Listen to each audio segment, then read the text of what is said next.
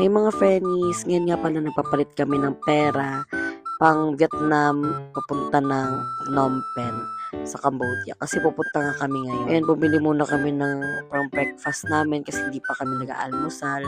So yan, bumili kami ng tigdalawang tinapay. Habang naghihintay kami ng bus, yung bus nga pala na book namin sa Klook. Pero alam nyo ba mga friends, na mas mura pala pag dito ka mismo sa office nila bibili ng ticket. Ito nga pala yung na-book namin na bus, so tag 1-2 siya.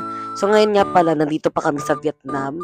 Papunta kami ng Phnom Penh, Cambodia. Ang kailangan nyo lang dito para makapunta kayo doon ay dalhin yung passport nyo at saka yung ticket nyo pag sasakay kayo ng bus. So yan. Ito nga pala yung pinaka first station namin.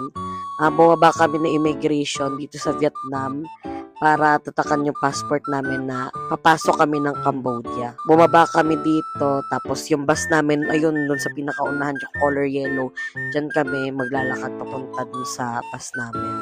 So, ayun nga mga friends, pagtapos dito, mga 3 hours na naman, ay bumaba na naman kami para sa immigration ng Cambodia na naman. So, dito nga sa Cambodia, mga friends, sobrang strict nila, lalo na pag Pilipino. Nako, kung malalaman nyo, muntik na ako hindi makapasok dito. So, ayun, pinakita ko lang yung hotel kung saan kami mag-i-stay. So, ayun, nakapasok na ako. So, ayan, ito na yun, nandito na kami sa Cambodia.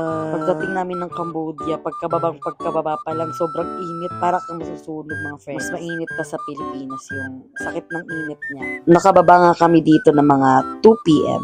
So, ayan pala mga friends, kung nakikita nyo, dyan kayo pwedeng bumili ng bus ticket. Mas mura kapag dyan kayo mismo bumili, pauwi nyo or papunta. So, pagbaba namin, nag-book kami agad ng Grab. Pero yung Grab nila, tignan nyo, sobrang nakakatuwa. Dahil yung Grab nila dito ay sidecar lang sa amin. Nakakatuwa nga mga friends kasi tignan nyo naman yung Grab nila. Pati yung sidecar may Grab na. Ayan nga, papunta na kami sa hotel namin mga friends. So yung hotel nga pala namin ay guest house yung pangalan. Mga 10 minutes away nga lang pala dun sa may pabaan ng bus, papunta dun sa hotel na binook namin. So ito nga pala yung binook namin na guest house hotel. So yan, paakit pala kami dyan. Alam nyo ba mga friends, 3rd floor kami. Walang elevator kaya bibit-bitin mo talaga yung maleta mo. So isang maleta lang yung dala namin. So hati kami ni ate ng mga gamit sa isang maleta. Pero pag akyat naman namin, sobrang solid kasi sobrang ganda ng view dito sa taas. Solid din yung 900 pesos sa isang araw.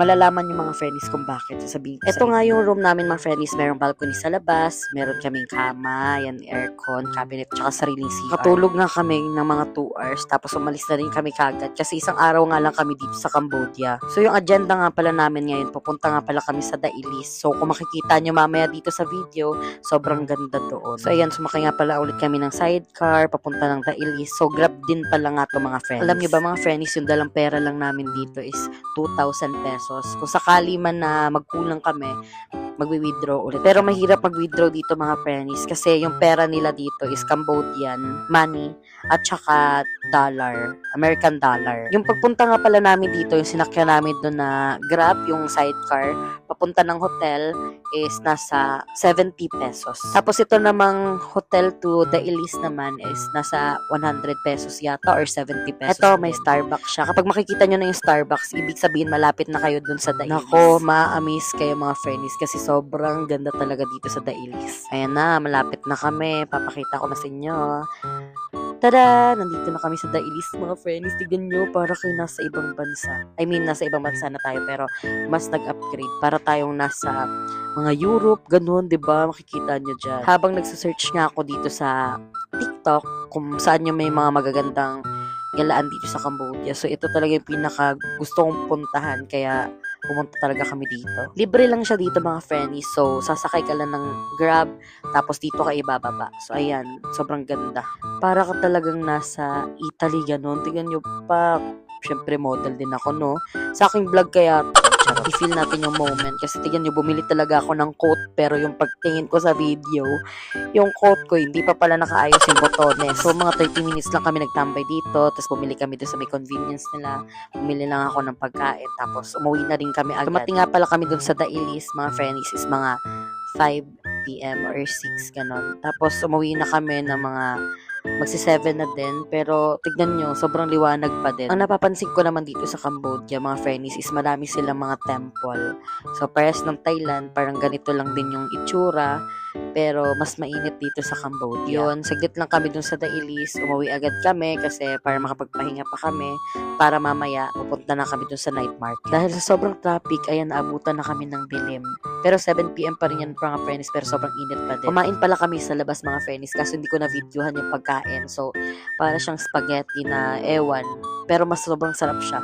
300 lang yung nabayaran namin. Dalawa na kami ni ate. Naghati lang kami kasi sobrang dami. Tsaka nabusog na rin kami. Yung street food na nasa labas, yung kinainan namin, hindi namin alam na nandito lang pala yung night market sa baba ng hotel namin. Sabi ko sa inyo, sobrang solid dito sa binook namin na hotel. Kasi tingnan nyo naman, nasa baba lang yung night market mga friends. Naghanap-hanap pa kami kung saan ba banda. Nag-search pa kami. Dito lang pala sa baba namin. Pero grabe, nahingal talaga ako sa pag-akyat dito sa hotel namin. Sobrang palang elevator sa inis. Ayan. Dito nga pala ako tumambay habang yung ate ko tulog at ako naman, ayan, umiinom ako dyan sa may balkon na. Pagkagising ni ate, ayan, ginising ko na siya kasi 11 p.m. na. Sabi ko, kain na tayo, te. Maghanap tayo ng mapagkain sa labas. So, ayan, may nakikita kami exotic food. Meron ditong kwek-kwek. Ano ba yung kwek-kwek? Ay, ibon. Yung mga ano-ano dyan. Sabi ko, gusto ko i-try pero hindi talaga kaya. Yung sa Thailand meron yan pero hindi ko talaga na-try. Parang ayoko din. Sayang na yung pera, matapon lang. Meron sila ditong uod, ano ba yan, mga grasshopper, ayan, di ko alam to, bakukang ba yan?